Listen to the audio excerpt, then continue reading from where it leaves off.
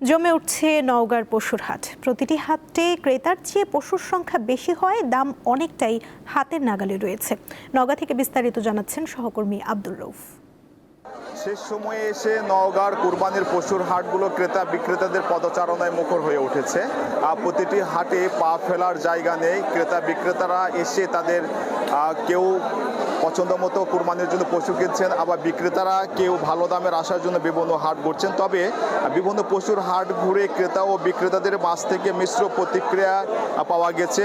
যারা ক্রেতা তারা বলছে যে এবারে গবাদি পশুর দাম অনেকটা হাতের নাগালে রয়েছে, আর যারা বিক্রেতা বিশেষ করে প্রান্তিক পর্যায়ের খামার তারা বলছেন যে এবার গবাদি পশুর দাম তারা পাচ্ছে না। বিশেষ করে কুরবানি পশুর হৃষ্টপুষ্ট করতে গিয়ে যে সকল উপকরণের প্রয়োজন হয় সকল উপকরণের দাম বৃদ্ধি হওয়ার কারণে তার হলে অনেকটা লোকসানে পড়বেন, এমনটি জানিয়েছেন প্রান্তিক পর্যায়ে খামারিরা। এছাড়া সম্প্রতি সময়ে ভারতের সীমান্ত পেরিয়ে বাংলাদেশের মধ্যে হাজার হাজার ভারতীয় গরু প্রবেশ করার কারণে যারা খামারি তারা কিন্তু আসলে অনেকটা শঙ্কায় রয়েছেন। বিশেষ করে ভারতীয় গরুগুলো বাংলাদেশের হাটগুলোতে প্রবেশ করলেই দেশি যে গবাদি পশুগুলো রয়েছে সেগুলোর দাম পাওয়া যাবে না, এমনটা আশঙ্কা করা হচ্ছে।